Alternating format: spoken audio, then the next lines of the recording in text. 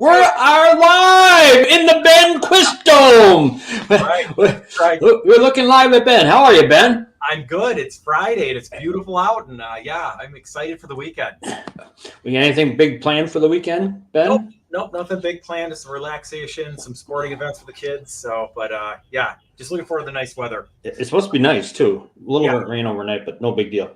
Well, cool. All right, you and I, you got me revved up even before we pressed the button. So let's jump in. Where would you like to go today, Dr. Ben? I've got a couple different topics for today. I wanted to circle back on something that we had talked about with for your viewers a couple weeks back on some different types of substances that I've been using with my some of my clients to kind of like amp up their weight loss a little bit, which I think you're trying some of them right now. I'm currently on all three of them. But Are you? They're just foods. Like they're nothing like, it's not some weird drug or like right.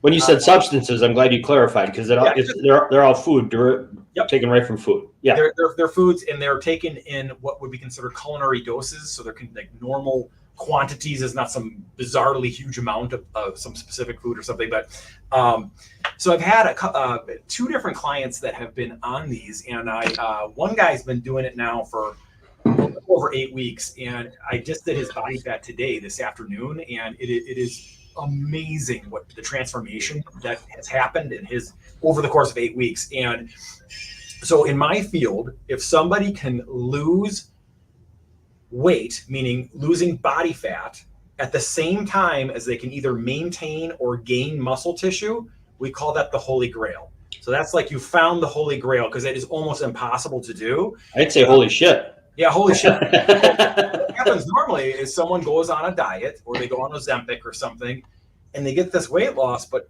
sometimes even half of the weight you're losing is coming from your muscle tissue. So, you're losing 10 pounds, but you just lost 5 pounds of muscle tissue in addition to 5 pounds of fat tissue. And that's something you want to really, truly try to minimize. So I'm wondering if these things are helping these two individuals who I've been working with, helping them to minimize that and lose just fat, which is unbelievable. So in the three substances, we've talked about this before, it's apple cider vinegar, black cumin, and then barberries, which, you can get these things at grocery stores, you can get them, in Amazon, blah, blah, blah. But, the dosing, I think we talked about that. Yep. The amount that you would utilize. One question on the dosing. So the black cumin powder, I just did it's a pinch, right? You just use, that's very unscientific, but like you said, it's a cooking term. It's food you're talking about. And someone says a pinch of salt, but it's a pinch of this black, and it's very fine powder. So even with a pinch, you get a bunch in I've noticed that right away. You get it. Did you grind it up, or did you leave it in its little seed form? I bought it ground up. Okay, that's good. That's probably better. Yeah.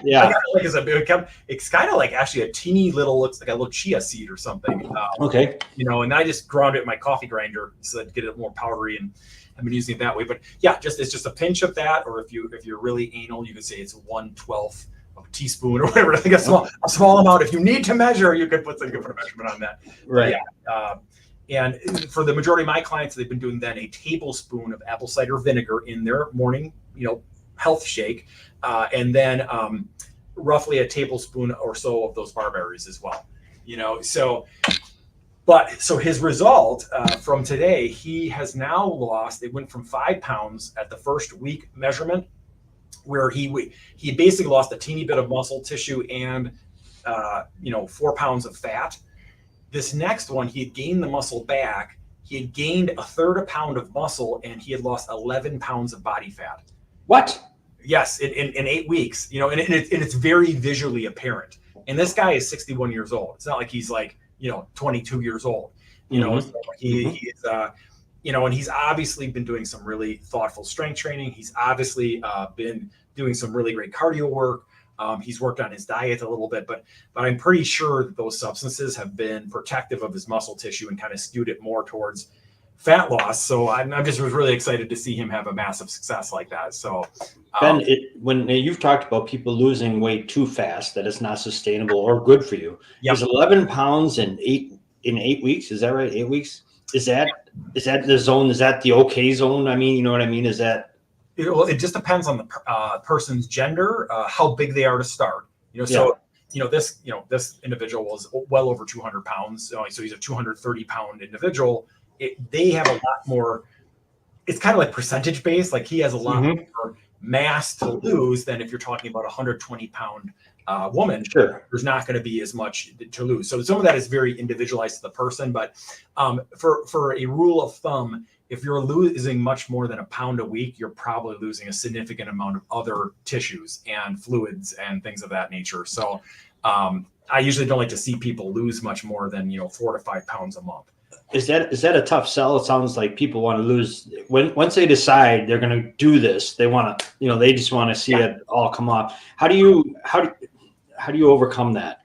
Let me see my model here. Oh, I don't. Okay. So first of all, I show them what 5 pounds of fat looks like. So everybody, seen it. You've seen it. It's gigantic. Like, I mean, 5 pounds of body fat is like, it's a substantial amount of mass. And once they see that, they're like, oh, I get it. I get why I couldn't lose 20 pounds of that in 1 month. Because, it's physiologically impossible. 5 pounds of fat is a much bigger weight loss than most people assume. So this individual that's lost the 11 pounds, that is probably about the size of a basketball of body fat that he's lost in 8 weeks. Oh my God. That's pretty substantial. I think holy shit. Yeah. Be pleased with that, So I have that discussion with them first, and then they kind of buy in. And then we talk about like when people have these weight losses where they're losing this, I lost 20 pounds in 1 month.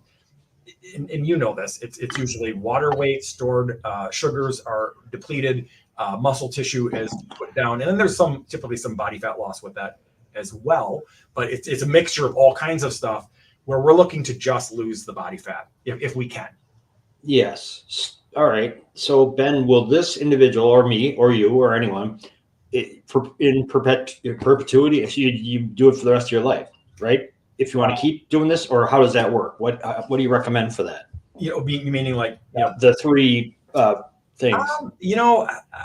I plan to just cycle them a little bit, just because I'm not a fan of eating the same stuff, all the time, So, I'm going to probably, like with these 2 individuals, have them do it for 3 months and then take a break, Okay. And I actually think he's going to hit his weight loss goal in the 3 months, so, when he gets that 20-pound, goal hit, then we'll maybe just kind of plateau it at that point and kind of see what happens when he stops taking those, but it's just interesting because there's just a lot of research revolving around those, and it's interesting to see it like happening with real people. So what does he say? What does your client say? Can he tell that he's lost that weight? He's ecstatic. I mean, because it is like you could not, like when you, like even today when he came in for his workout, I'm like, wow. It's like, and I think most of us, I'm over 50 now, and it's like kind of like, well, can you still make substantial changes in your, he obviously has gained muscle and he has lost a substantial amount of body fat in 8 weeks, and that's supposed to be a lot harder to do in your 60s, right? I mean, but right, everything slows down, right? And that's why I guess it doesn't seem to be happening to him. So, well, good for him. That's great. Yeah. That's great news. It's a leap to jumping in, but it's not. I talked to 2 other people. One's a gym member at a lunch meeting yesterday, and another one is not. And I shared your email with both of them and told them about it. And they was like, "Oh, I think for me the barberries are easy. They're like, oh yeah, I like them. You could I like sprinkle those on like your morning yogurt or put it in your granola mix. I mean, like, yeah, it's basically like saying you're eating a cranberry, right? I mean, it's not right. The one that I'm the other one I got him at the gym. I got the apple cider vinegar. Those are easy. The black cumin powder, it's not heavy. It's just finding the right thing to mix that in. That has a little bit more taste, because I found, like the other day, I put it in some yogurt and I thought, I'm tasting this all the way through. I got to figure out the mix, and you said, it's not like, it looks like pepper and it doesn't taste like that. It, like you said, it almost has a black licorice taste to it a little bit. That's how I feel too. So, yeah. I that's where I think, and remember, you don't have to do all 3 of them. You can do, like a lot of people apple cider vinegar is something for decades. People have been using that as a weight loss substance. So you could do just that, or you could do, it's just been something I'm playing around with lately. If all 3 of these different ingredients work on the same pathway to increase fat loss, what would happen if you combine them? Okay. So, All right. Now you had just said that it's like a 3-month cycle would make sense. How often should a person weigh themselves in that 3-month cycle? Once a week, every day? What do you recommend for that, Ben? I mean, everybody's different, but I usually let the client decide on that. I normally body fat people once a month because I just feel like if you do it weekly, the machines aren't that sensitive. Like where sometimes they'll have like an increase in body fat. Like it usually trends out over time if they're doing the right stuff. So, so for body fatting, I typically do once a month, but with weight, maybe once a week. Or if you're somebody that always gets on the scale every morning, I have no problem with someone wants to do it every day. So I don't have any firm recommendations on that. I usually kind of leave it up to the individual. Okay. Yeah, the once a week, once a day it varies wildly. It's like, oh, it's up, or oh, it's a down, or so it depends on the day. It seems like quite a bit, but then over time you see a pattern. So if you are doing those, if you're doing those for a bit here, those 3 things, let me know how you do on it. Like if you notice any, like your belt fitting a little looser or whatever, Well, we both are here. I'll let you know. We Okay. just started. We started. I got the gummies on Saturday, and I got the other stuff. So Sunday was probably our first day, and it was like a holiday weekend. So it was like kind of a strange week, Yep. kind of like this. So, but this will be the first real week, and we decided just randomly we're going to weigh in on Sundays and Thursdays. Split the week in half and see how it goes. So you can always do Jack too, that body fat machine we have at the club. So you can always, have you used that before ever? No. Mm-mm. If you ever want me to show you that, let me know. It's super easy to use. Definitely. Is that something that members can use? I mean, what do you have to do to use that? How if someone wants to take you up on this, Ben, how do they do that? So anybody who is a personal training member at Foreman Fitness has free access to the machine. Okay. If somebody wants to use it as a general member, they have to pay for one kind of intro session to kind of like know how to use the machine. But then we've been pretty loose with it where anybody could just use it. Okay. We're actually even thinking of putting it in the hallway. Nice. Well, that's cool. Versus in that office, but so cool. I'm glad. Exciting stuff. You're trying it out. Yeah. So I don't know if you remember what our topic was supposed to be today. Do you remember that from last week? You said you were excited, but obviously you weren't because you don't even remember what it was. Well, you came in like a little kid, like the client. So no, I don't remember. Do you? I do. I have a couple. You're like, oh, that's a great topic. I can't wait to talk about that next week. So the topic was, should women strength train differently? Yes. So, and that's an interesting topic. I'm trying to see if I have the book. There was I don't have any of my props today. There, in the you read old stuff like when Arnold was just getting into it, or there was a guy named Don Wildman who started the I can't remember what health clubs he started, but when he was saying when he started, he recently passed away. He was like 80 or 90. No, his name was Don Wildman. Okay. Yeah, and he said that one of the big things was women feared that if they worked out, this is back in the early 60s, the prevalent thought was that they were going to get large muscles and look unattractive with large muscles, bulk up or large muscles. And men were afraid of like enlargement of the heart or some crazy thing like that. So I know things you learn and things change.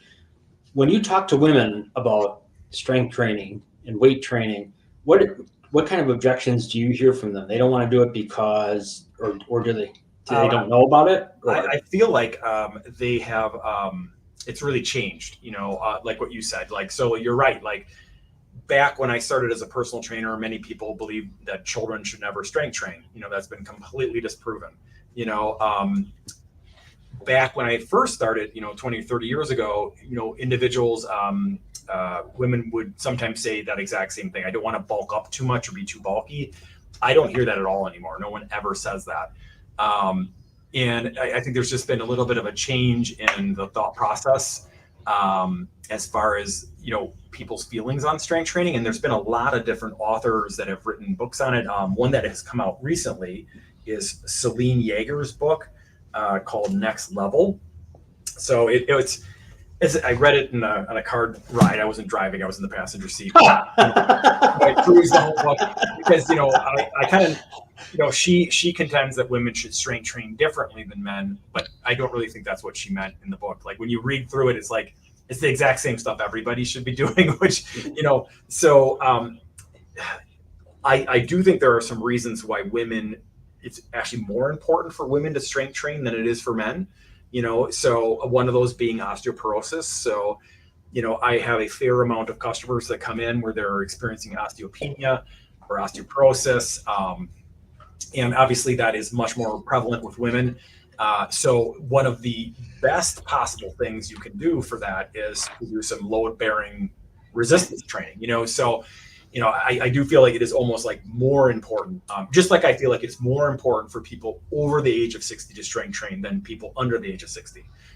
That's where it becomes really, really important, because you're losing muscle tissue, like we talked about in previous episodes of this. You're losing muscle tissue every single year if you aren't doing that.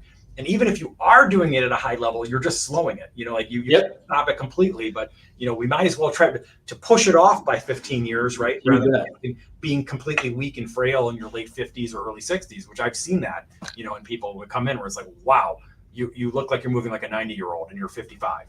So, and I've seen it the exact opposite. I had a guy come in the other day who was 73, and man, I was like, God, what are you doing? Like, I need to write this down. Like, he was like in such good shape, and he had such good muscle tone for somebody, he was the exact opposite of frail in his early 70s. So anyways, I think there are some reasons why it is maybe even more important for women to strength train. The concept in that book that I just held up is that women should be strength training heavy.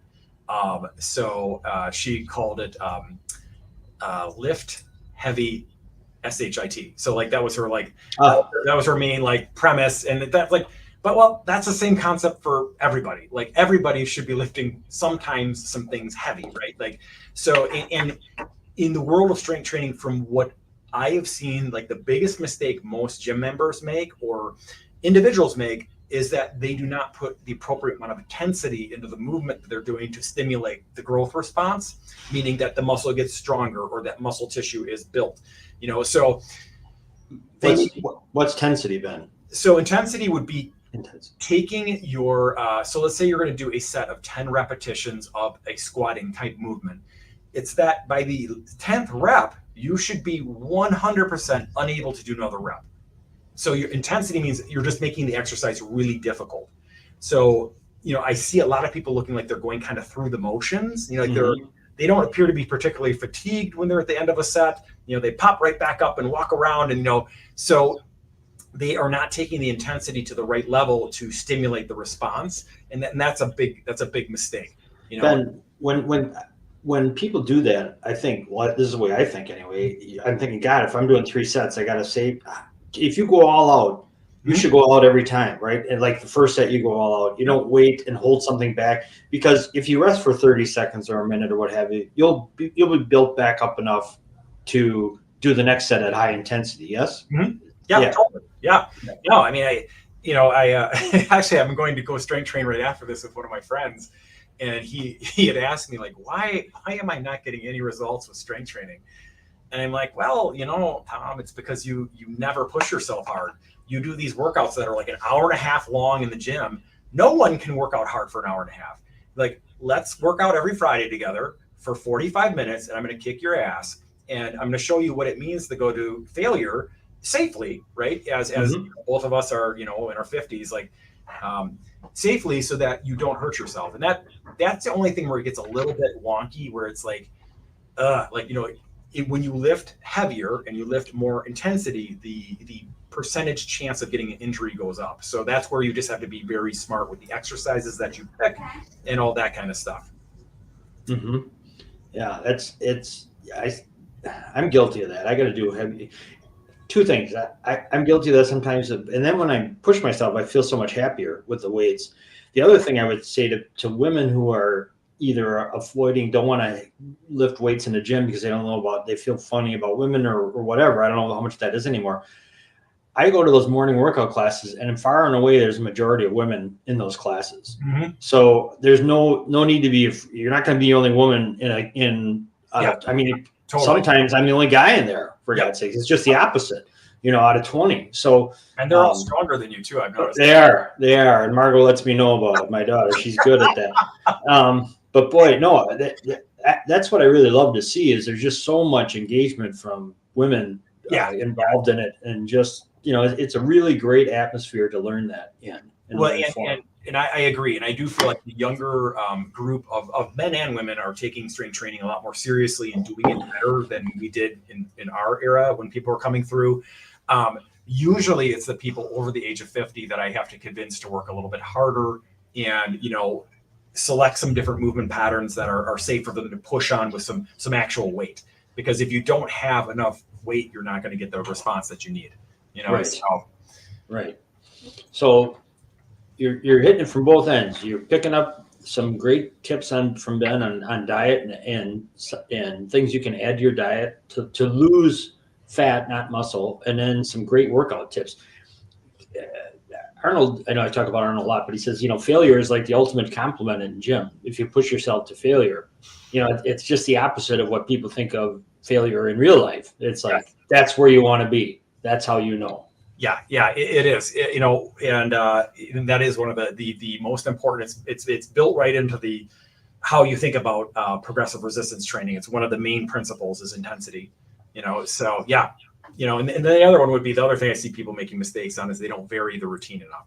So variability, having a unique stimulus to the body. So doing the same exercises year in and year out over the course of a decade, you're not going to get as good of a result as if you had some variation in your programming. Muscle confusion, right? Yep, you do it. Yep. It definitely is a thing. The body responds to novel stimuluses. So yeah, 100%. Very cool. Very cool. All right. Now I got something for next week, but I'm going to bring up this week. Let's see if next week I can remember it. But I wanted to ask you about intermittent fasting, where you are on that. If you're a believer, if you're a non-believer, or where you are. I know it's probably a whole nother subject, and I'm bringing it up too late in the discussion. But I'll just give you a quick summary. Then I got to go. Okay. But, so there's been a lot of research coming out that it's not good. Which I think you probably are bringing that up because you've read some of that. I've heard so much of both ways. So what my best thoughts are on that is if you are going to do time restricted eating, meaning that you're going to start to shorten the window of when you're going to eat food in a day, do not shorten the morning window. So you don't want to skip breakfast and be like, I eat my first meal at 12 and then I eat my last meal 2 hours before I go to sleep at night at 8 p.m. So that seems to be where some of that not good stuff like the increased heart disease and different things that they're like, yeah. I thought I was doing this to help myself, but right. But where it makes a lot of sense to me is if you're taking your window and you're crunching it down from the top end, meaning that your pattern you used to do was that you ate at, dinner at 6 o'clock and then you had another snack at 8 p.m. and then you went to bed, at 10 p.m. To get rid of the snack and have 6 p.m. be the end window of your day. So your time restriction is still within a 12-hour window or a 10-hour window, but you're chopping it off at the top end, and having a longer period of time before you go to sleep with no food. I've seen nothing to say that isn't the right approach to go. But yeah, there's a gazillion different ways to fast. Yeah. Time restricted eating is one of the big ones.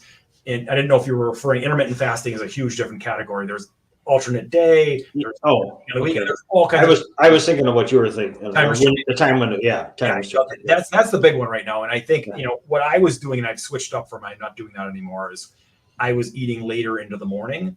I am now back to eating a big breakfast, and I'm just doing my darndest to try not to eat after dinner. Like when I eat my dinner at 5:30 or 6, like the gate comes down on the kitchen, and that's where most people's problems come in anyways, is that after hours time frame. Most of the people I work with are like, well, I'm watching TV and I want to snack on something and it has to be crunchy. Yeah. So, I got you. All right. Well, we crunch the time, a lot of info, a lot of fun stuff in a small window today. We definitely had a lot of different material today. I'll have to decide what to do next week. I've got so many different ideas rambling around in my head for my topic for next week, but I'll surprise you. Okay. And I know you're ignoring the emails I send you, but if I see some during the week, I'm like, oh, this is perfect for Ben, so I send them. I Some like of them are the diet score one. You had one about score. Yes. Diet. That's an interesting one. Yeah. Interesting. You All send right. it every once in a while. Yeah, every once in a while I score. So thanks, Ben. I'll take that as a compliment. It'll get me through the weekend. Yes, I'll get you through the winter. Have a wonderful weekend. We'll do. We'll see you next week. Great. All right. Thanks a lot, Ben. Bye-bye. See you. Have a great workout.